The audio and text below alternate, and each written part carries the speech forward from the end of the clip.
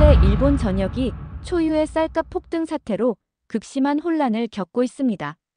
최근 일본 햅쌀 거래가는 60kg 한 가마니 기준 25,927엔, 우리 돈으로 약 24만 8천 원까지 치솟으며 무려 21년 만에 최고치를 기록했습니다. 전문가들은 이번 사태가 단순한 수급 불균형이 아니라 복합적인 원인이 얽힌 사상 최악의 위기라고 입을 모으고 있습니다. 이런 상황 속에서 일본의 한 초밥 명장은 절대로 하지 않겠다던 선택을 하기에 이르렀습니다.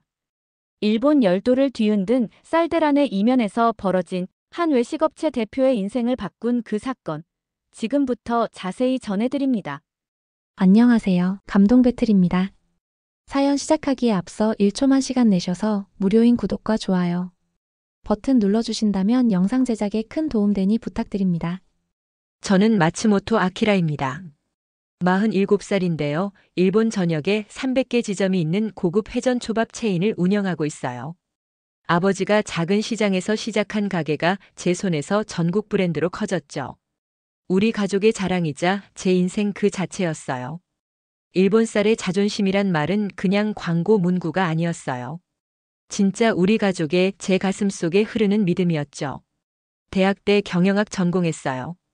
진짜 열심히 공부했고 성적도 최고였죠. 3학년 때 국제 경영 수업에서 한국인 유학생이랑 팀 프로젝트 하게 됐어요. 일본이랑 한국 외식 산업 비교하는 거였는데 열심히 준비해서 좋은 결과물 냈어요. 근데 발표 다음 날 우리 논문이 표절이라는 소식을 들었어요. 교수님이 연구실로 불러서 증거 보여주셨는데 그때 머릿속이 하얘졌어요. 저는 절대로 표절 안 했어요. 누가 베꼈는지 알 수 없었는데 한국 유학생을 의심했어요.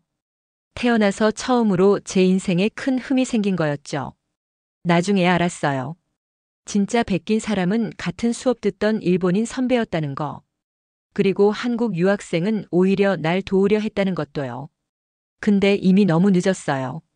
제 마음속엔 벌써 깊은 상처와 안 좋은 생각들이 자리 잡아버렸죠. 그래서 당시 회사 차리고 키우면서 외국살 절대 금지 원칙을 꽉 붙들었어요. 직원들이 가끔 왜요? 하고 물어봐도 우리 회사가 잘 되니까 그게 답이 됐죠. 결국 일본 전역에서 최고 초밥 체인으로 인정받았어요. 매출도 쭉쭉 올라가서 제 고집이 맞았다고 더 믿게 됐죠. 일본 쌀만이 진짜 초밥 맛을 낸다는 생각은 더 강해졌고요. 그렇게 잘 나가는 사장이 됐고 딸 마이는 제 뒤를 이을 후계자로 쑥쑥 자라고 있었어요. 미래가 환하게만 보였죠. 2025년 봄 일본의 쌀 시장에 검은 구름이 드리웠습니다. 긴 겨울을 보내고 새로운 희망을 품던 그 시기에 상상도 못한 재앙이 닥쳤죠. 봄비가 유난히 많이 내렸고 이어진 고온 현상은 농작물에 치명적이었습니다. 쌀값은 하루가 다르게 치솟았어요. 20년 만에 최고치라는 뉴스가 매일 헤드라인을 장식했습니다. 처음에는 그저 일시적인 현상으로 생각했어요. 가격이 오르면 내리기 마련이니까요. 그러나 상황은 점점 악화되었습니다. 우리 회사의 물류 담당자가 급하게 전화를 걸어왔죠. 간사이 지역 물류센터에 공급될 쌀이 부족하다는 겁니다. 전에 없던 일이었어요. 저는 당황했지만 이를 내색하지 않고 침착하게 대응했습니다. 다른 지역에서 쌀을 빼와 공급하는 임시 방편으로 문제를 해결했죠. 그러나 일주일 후 도쿄 지점에서도 같은 문제가 발생했습니다. 점장의 목소리는 떨렸어요. 재고가 바닥을 드러냈고 영업을 중단해야 할지도 모른다고 했죠. 이번에는 땀이 등줄기를 타고 흘렀습니다. 저는 사무실을 서성이며 해결책을 고민했어요. 전화기는 쉴 새 없이 울렸고 이메일은 폭주했습니다. 모든 지점에서 동시다발적으로 문제가 터진 겁니다. 긴급 대책 회의를 소집했죠. 임원들의 얼굴은 모두 굳어 있었습니다. 영업부장이 첫 발언을 했어요. 사장님, 지금 우리가 사용하는 고급 쌀은 시장에서 구하기 어렵습니다. 대체품을 찾아야 해요. 구매 담당은 더 충격적인 소식을 전했습니다. 현재 가격으로는 한 달도 버티기 어렵습니다. 원가가 200% 이상 상승했어요. 저는 주먹으로 탁자를 내리쳤습니다. 절대 타협하지 않겠다. 품질은 우리의 생명이다. 소리쳤죠. 회의실은 순간 침묵에 휩싸였습니다. 다들 제 결단을 기다리고 있었어요. 저는 깊은 숨을 들이마셨습니다. 가격을 올리더라도 같은 쌀을 사용한다. 고객들은 우리의 변함없는 맛을 신뢰한다. 임원들은 난색을 표했지만 제 결정에 따라야 했습니다. 그날 저녁 집에 돌아와 샤워를 하며 저는 처음으로 불안감을 느꼈어요. 과연 옳은 결정이었을까요? 하지만 저는 흔들리지 않으려 했습니다. 20년간 쌓아온 브랜드 가치를 하루아침에 포기할 수는 없었어요. 다음 날 아침 딸 마이가 제 사무실을 찾아왔습니다. 대학을 졸업하고 회사에 들어온 지 2년 차 현장에서 실무를 배우고 있었죠. 마이는 걱정스러운 표정으로 말했어요. 아버지, 오사카 지점 손님들이 불만을 터뜨리고 있어요. 쌀값 인상으로 메뉴 가격을 올렸는데 그에 비해 맛이 변했다고 해요. 순간 가슴이 덜컥 내려앉았습니다. 무슨 소리야? 우리는 똑같은 쌀을 쓰고 있어. 목소리가 높아졌죠. 마이는 침착하게 설명했습니다. 맞아요. 하지만 정부가 비축미를 방출했고 농협에서 공급받는 쌀의 품질이 일정하지 않아요. 지난주 들어온 쌀은 분명 예전과 달랐어요. 저는 즉시 품질관리팀에 지시했습니다. 모든 지점의 쌀 샘플을 가져오라고요. 검사 결과는 충격적이었습니다. 같은 브랜드, 같은 등급이라도 품질에 확연한 차이가 있었어요. 쌀알의 크기, 수분 함량, 심지어 향까지 달랐습니다. 비축미 방출로 시장이 교란된 거죠. 그날 오후 더 큰 재앙이 닥쳤습니다. 마이가 근무하던 신주쿠 지점에서 사고가 발생했어요. 한 손님이 초밥의 맛이 변했다며 분노했고 결국 마이에게 물컵을 던졌다는 소식이었습니다. 날아간 컵이 마이의 얼굴을 강타했고 피가 철철 흘렀다고 했죠. 마이는 응급실로 실려갔습니다. 병원으로 달려가는 차 안에서 제 손은 떨리고 있었어요. 휴대폰이 울렸습니다. 홍보팀이었죠. 사장님, 사고 영상이 SNS에 올라갔습니다. 뉴스에서도 보도할 예정이에요. 제 머릿속은 하얘졌습니다. 딸의 안전, 회사의 미래, 모든 것이 한순간에 무너져 내리고 있었어요. 병원 복도는 하얗고 길었어요. 발소리만 텅 비어 울렸죠.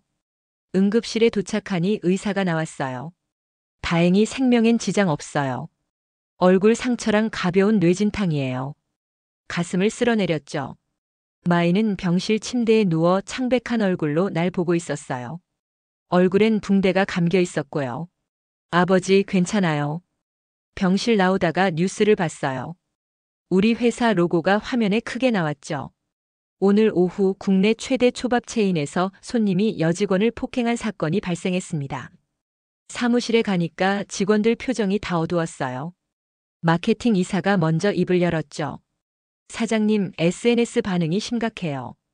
초밥 맛이 변했다는 불만이 너무 많아요. 영업팀장도 말했어요. 지난주부터 매출이 30% 넘게 떨어졌어요. 품질관리팀장이 조심스럽게 말했어요.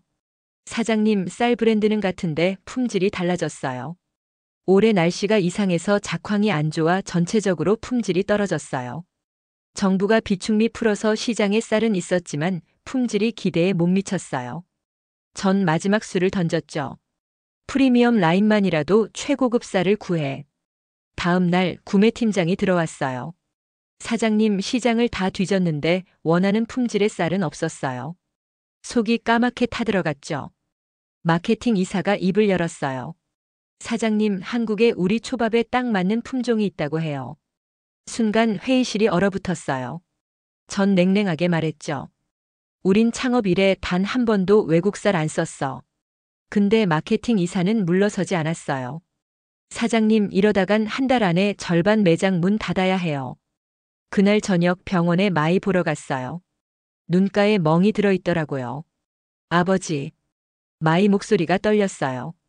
우리 회사 어떻게 돼요? 솔직하게 말했어요. 솔직히 어렵다. 근데 꼭 살려낼 거야. 병실 나오다 영업부장이 전화해서요. 사장님, 오늘 3개 지점이 더 문 닫았어요. 핸드폰 알림도 울렸어요. 초밥집이 아니라 찰밥집, 맛의 끝판왕에서 실망의 끝판왕으로 같은 악플들이 줄줄이 달렸어요. 그때 중환자실에서 노인네가 나오는 걸 봤어요. 딸 손잡은 채로 제 안에서 뭔가 무너지는 소리가 들렸죠. 고집, 자존심, 안 좋은 생각들이 무너지는 소리였어요. 마이 병실 나와서 집으로 가는 차 안에서 생각에 잠겼어요. 창문 밖으론 도쿄 밤거리가 흘러갔고요. 신호등이 빨간색으로 바뀌면서 차가 섰죠. 그때 저도 멈춰서서 생각해봐야겠다 싶었어요. 지금까지 제가 맞다고 믿었던 것들이 다 의심스러워졌어요. 정말 제 고집이 회사를 살릴 수 있을까요? 집에 도착해 불 켰더니 텅 빈 거실이 눈에 들어왔어요. 와이프 떠난 지 5년 마이랑 둘이 살고 있지만 오늘은 혼자였죠. 냉장고에서 맥주 꺼내 소파에 앉았어요. 옆 테이블에 마이 사진이 있었는데 웃고 있는 딸 모습 보니까 가슴이 아팠어요. 다음 날 아침 평소보다 일찍 사무실 갔어요. 경영기획실장 불러서 솔직하게 물었죠. 지금 상황에서 회사 살릴 방법 뭐야? 그는 바로 대답했어요. 외국살 들여오는 거예요. 특히 한국 품종 중에 우리 초밥에 딱 맞는 게 있다고 해요. 전 손으로 얼굴을 감쌌어요. 평생 믿어온 걸 포기하는 거였죠. 근데 고집만 부리다가 다 잃을 순 없었어요. 자세한 정보 가져와. 근데 아직 결정한 건 아니야. 그는 고개 숙이고 나갔고 전 창문 너머 도쿄 풍경 보면서 한숨 쉬었어요. 오후에 병원에서 전화가 왔어요. 마이가 좋아져서 내일 퇴원할 수 있대요. 기뻤지만 한편으론 뭐라고 말해야 할지 걱정됐어요. 제 고집 때문에 딸이 다쳤잖아요. 매일 가게들이 문 닫고 있었고 직원들은 불안에 떨고 있었고요. 저녁에 다시 병원에 갔어요. 마이는 침대에 반쯤 일어나 책 읽고 있었어요. 제가 들어가니까 활짝 웃더라고요. 아버지, 내일 퇴원이래요. 빨리 회사로 돌아가고 싶어요. 그 모습 보니까 가슴이 아팠어요. 의자에 앉아 딸 손을 잡았죠. 마이, 아빠가 중요한 결정을 해야 할 것 같아. 마이가 고개를 갸웃했어요. 무슨 결정이요? 전 깊게 숨을 들이마셨어요. 우리가 지금까지 고수해온 원칙을 바꿔야 할지도 몰라. 외국살, 특히 한국살을 쓰는 걸 생각 중이야. 마이 눈이 커졌어요. 제가 얼마나 이 문제에 완고했는지 잘 알고 있었거든요. 잠시 조용했어요. 마이가 작은 목소리로 말했어요. 아버지, 저는 아버지 결정 존중해요. 근데 한 가지 물어봐도 돼요? 우리가 진짜 지키고 싶은 건 뭐예요? 일본 쌀인가요? 아니면 우리만의 맛인가요? 그 질문이 절 생각하게 만들었어요. 우리가 진짜로 추구해온 건 뭐였을까요? 병원 나와서 차에 탔어요. 그리고 갑자기 결심했죠. 한국행 비행기 표를 예약했어요. 아무한테도 말 안 하고 직접 확인하기로 했어요. 제 눈으로 보고 제 입으로 맛봐야 최종 결정을 할 수 있을 것 같았어요. 그리고 무엇보다 제 안에 있는 안 좋은 생각들과 직접 부딪혀봐야 했어요.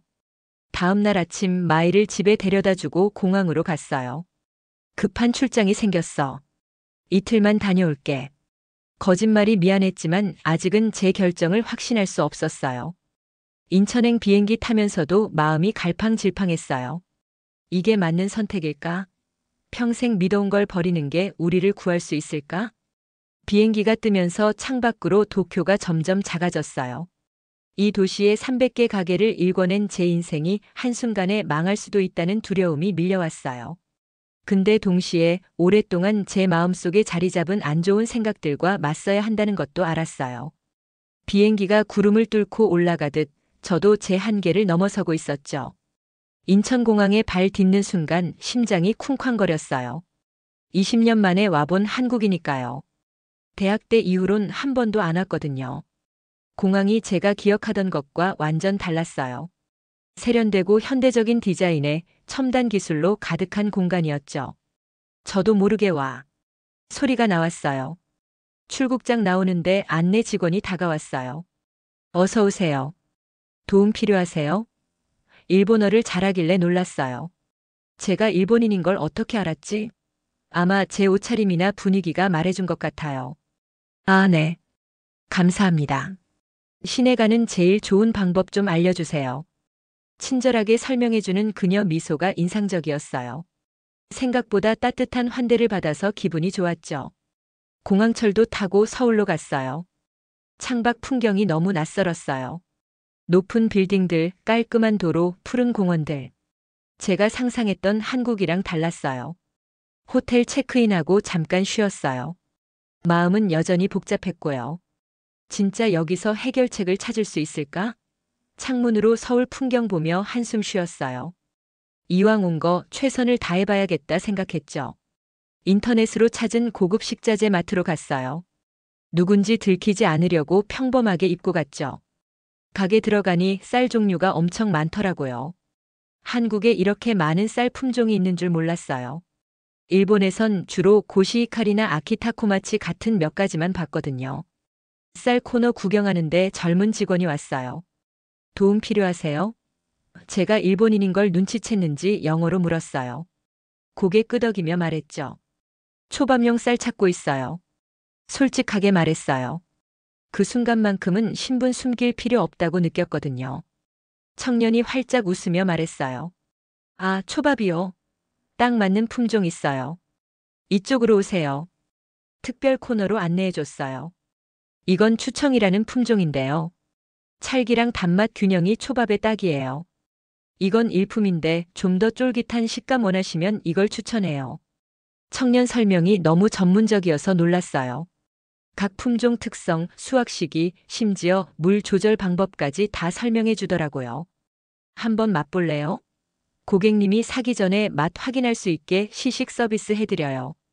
잠시 후 청년이 두 종류 쌀로 지은 밥을 작은 접시에 담아 가져왔어요. 조심스레 한 숟가락 입에 넣었는데 눈이 커졌어요. 생각보다 훨씬 맛있었거든요. 쌀알 하나하나가 살아있는 느낌이었고 은은한 단맛에 적당한 찰기가 느껴졌어요. 두 번째 품종도 마찬가지였고요. 어떠세요? 청년이 물었어요. 솔직하게 말했죠. 와, 놀라워요. 진짜 맛있네요. 진심이었어요. 일본 최고급 쌀이랑 비교해도 전혀 안 밀렸거든요. 오히려 어떤 면에선 더 좋았어요. 입안에 퍼지는 쌀 향과 식감에 깜짝 놀랐죠. 청년이 자랑스럽게 웃으며 말했어요. 저희 쌀은 다 스마트팜에서 재배해요. 온도, 습도, 물 공급을 정밀하게 조절해서 최상의 품질 유지하죠. 스마트팜이란 단어가 궁금했어요. 스마트팜이요? 그게 뭐예요? 이 질문이 제 여정을 완전히 바꿀 줄은 몰랐어요. 청년이 핸드폰 꺼내 사진 몇 장 보여줬죠. 제가 지난달 가본 충청남도 스마트팜이에요. 한번 가보실래요? 농장 견학 프로그램 있어요. 망설임 없이 대답했어요. 네, 꼭 가보고 싶어요. 그날 밤 호텔 침대에 누워 천장 보며 생각했어요. 내가 지금까지 얼마나 좁은 시선으로 세상을 봤는지. 한국에 대한 안 좋은 생각들, 외국살에 대한 고집. 다 무너지기 시작했어요. 다음 날 아침 충청남도 가는 기차에 탔어요. 창밖으로 한국 시골 풍경이 정말 예뻤어요. 푸른 산과 깔끔한 논밭이 계속 이어졌죠. 머릿속에 회사 걱정이 여전했지만 한편으론 새로운 것을 발견할 기대도 있었어요. 기차에서 내려 택시 타고 20분쯤 갔어요. 드디어 도착했죠. 한국 첨단 스마트팜 센터라는 간판이 보였어요. 현대적인 건물 앞에 서니 긴장됐어요. 여기서 진짜 해결책을 찾을 수 있을까? 안내 데스크에서 예약한 투어 확인하고 가이드 만났어요. 김지호라는 젊은 농업 기술자였죠. 마츠모토 씨 환영합니다. 오늘 우리 시설 보여드릴게요. 일본어를 잘해서 좀 놀랐지만 고마웠어요. 투어는 통제실부터 시작됐어요. 벽면에 대형 모니터가 가득했죠. 여기서 모든 농장 상태를 실시간으로 확인해요. 김지호가 설명했어요. 화면에는 온도, 습도, 토양 상태 같은 데이터가 실시간으로 떴어요. 마치 첨단 IT 회사 관제센터 같았어요. 이제 농장 직접 보여드릴게요.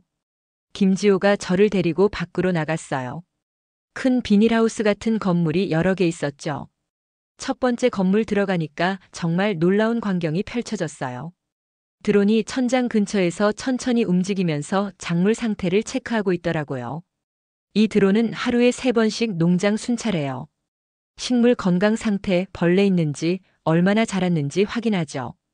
김지호가 자랑스럽게 설명했어요. 이 데이터는 자동으로 중앙 시스템으로 보내져서 분석돼요. 뭐 이상한 점 발견되면 바로 알림 오고요. 다음 시설로 이동했어요. 거기엔 끝없이 펼쳐진 벼 재배 공간이 있었죠.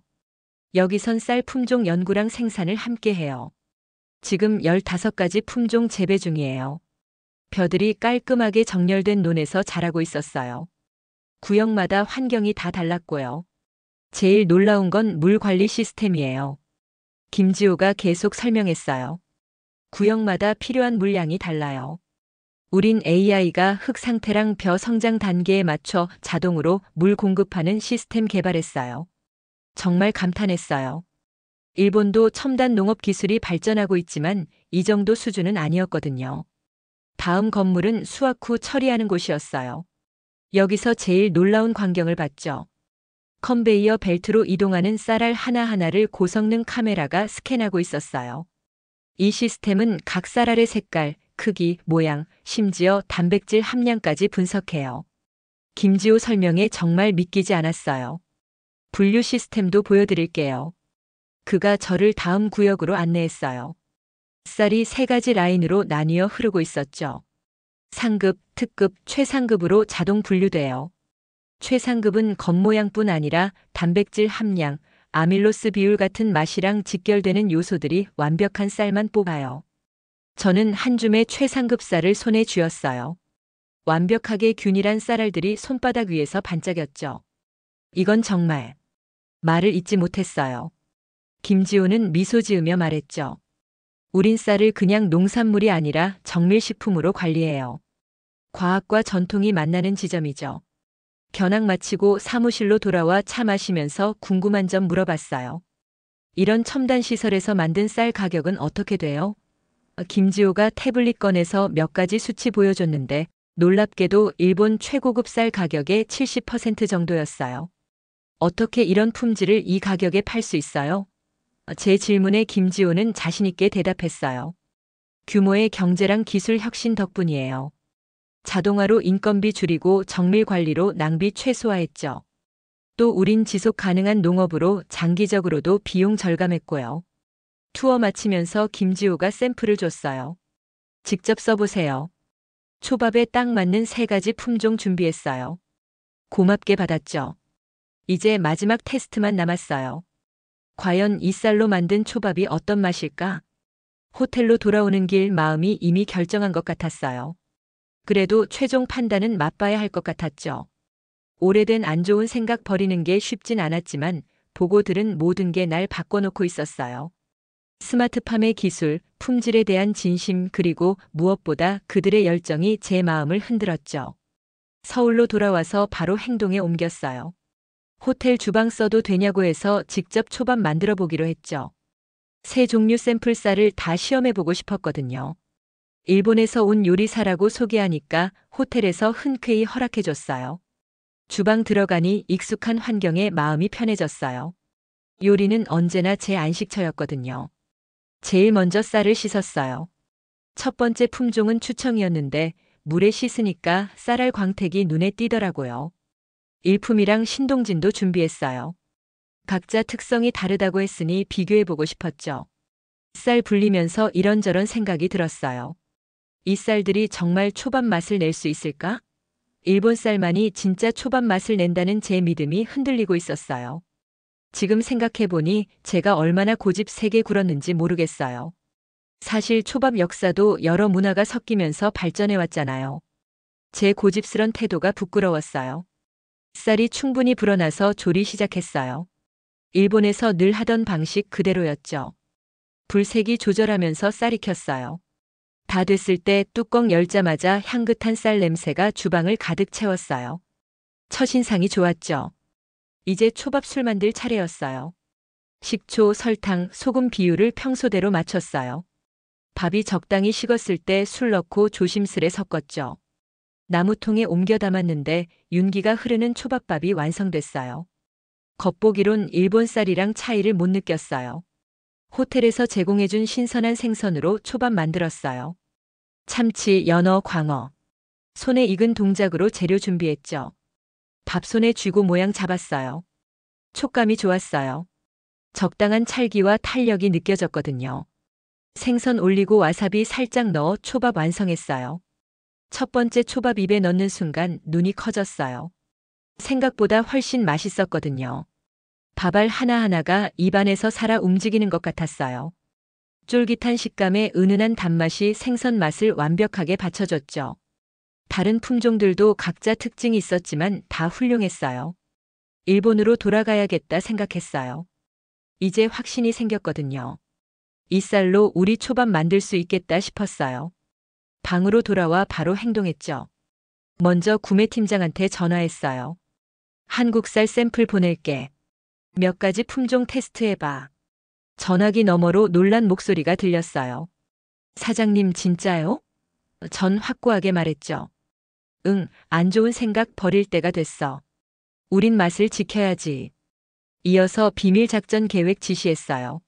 몇 개 지점에만 시험 삼아 한국쌀 쓰기로 했거든요. 손님 반응 봐야 했으니까요. 다음 날 샘플 충분히 확보하고 일본으로 돌아왔어요. 회사 오니까 임원들이 다 놀란 표정이더라고요. 해외 출장 다녀오셨어요? 간단히 대답했죠. 중요한 수급 문제 해결하러 갔다 왔어. 구매팀이랑 품질 관리팀 불러서 비밀 회의했어요. 한국에서 가져온 쌀 보여주며 설명했죠. 이걸로 테스트해보자. 철저히 비밀로 하고 신주쿠랑 오사카 두 지점에만 써봐. 팀원들은 놀랐지만 제 결정 존중해줬어요. 샘플 쌀 쓰기 시작한 지 일주일 뒤 놀라운 변화가 생겼어요. 두 지점 모두 손님들 재방문율이 확 올랐어요. 리뷰엔 예전 맛이 돌아왔다, 맛이 더 좋아졌다 같은 평가가 쏟아졌고요. 구매팀장이 흥분한 목소리로 말했어요. 사장님 효과 있습니다. 마이도 퇴원 후 회사에 복귀했어요. 비밀리에 진행 중인 일 알려줬더니 깜짝 놀라더라고요. 정말요? 아버지가 그런 결정을? 그리고 제가 만든 초밥 맛보더니 마이 눈에서 눈물이 흘렀어요. 이 밥 아빠가 만든 그 맛이에요. 그날 저녁 오랜만에 편한 마음으로 잠들 수 있었어요. 고집 버리고 새로운 가능성 받아들이는 게 얼마나 중요한지 알게 됐죠. 회사 살리려면 그리고 무엇보다 진짜 맛 지키려면 변화가 필요했어요. 다음 단계는 더 큰 결심이 필요했지만 이젠 준비된 것 같았어요. 비밀리에 한국쌀 테스트하는 게 성공적이라는 소식이 내부에 퍼지기 시작했어요. 아직 공식 발표는 안 했지만요. 더 확실한 증거랑 안정적인 공급망이 필요했거든요. 그러다 어느 날 뜻밖의 손님이 찾아왔어요. 김민수 박사, 한국 스마트팜 협회 대표였죠. 마츠모토 사장님께 드릴 말씀이 있어 직접 찾아왔습니다. 일본어를 아주 잘하더라고요. 회의실로 안내하고 차 주문하고 마주 앉았어요. 스마트팜 방문하셨다고 들었는데 어떠셨어요? 김 박사가 물었어요. 솔직하게 말했어요. 정말 놀라웠어요. 기술이랑 품질 관리가 기대 이상이었어요. 김 박사가 미소 지었어요. 저희가 추구하는 건 그냥 기술 혁신이 아니에요. 사람과 자연이 같이 가는 지속 가능한 농업이죠. 그의 철학적인 접근이 흥미로웠어요. 김 박사가 계속 말했어요. 마츠모토 사장님, 저희는 기술 자랑하려는 게 아니에요. 사람 살리는 음식, 지속 가능한 농업 위에 움직이는 거예요. 김민수 박사랑은 계속 연락했습니다. 김 박사님이 농업기술 교류 세미나에 날 불렀죠. 세미나에서 솔직히 말했어요. 제가 너무 고집셌습니다. 일본 쌀만 고집하다 회사 망할 뻔했죠. 근데 이 위기가 오히려 기회가 됐어요. 일본 기업인들이 질문했고 대답했습니다. 맛은 국가가 아니라 마음에서 나온다는 걸 이제 알았어요. 김 박사가 한일 식문화 연구 같이 하자고 해서 바로 했죠. 딸 마이는 한국어 공부를 시작했습니다. 아빠, 그 사람들 말도 알아야 할 것 같아요. 딸이 대견했어요. 1년 후 회사가 완전히 달라졌습니다. 매출은 30% 올랐고 초밥 맛이 훨씬 좋아졌죠. 마이랑 도쿄 가게를 갔는데 손님이 감동적인 말씀을 해주셨어요. 이 집은 제3의 일부예요. 정말 가슴이 찡했습니다. 신문에선 날 열린 생각으로 전통 새롭게 만든 혁신가라 했지만 전 그냥 맛 위에 고집 버린 평범한 초밥 장수일 뿐이라고 생각했어요. 우리는 미래 식탁 프로젝트로 튼튼한 식자재 공급망을 만들고 젊은 요리사들 도왔습니다. 마이랑 옥상에서 도쿄 야경 보며 얘기했죠. 위기가 때론 행운이 되기도 해. 쌀 한 알에서 시작된 변화가 내 인생을 바꿔놓았어요. 이젠 음식은 국가 아니라 마음으로 이어지는 시대입니다. 고집불통 사장에서 마음 연 사람으로 바뀌었어요. 이제 내 앞길엔 국경도 편견도 없었죠. 오늘의 사연 어떠셨나요? 고집센 일본 사장님이 딸을 위해 그리고 맛을 위해 변화를 선택한 감동적인 이야기였습니다. 쌀 한 톨에서 시작된 작은 변화가 국경을 넘는 협력으로 이어지는 모습, 우리 모두에게 열린 마음의 소중함을 다시 한번 일깨워주는 시간이었습니다.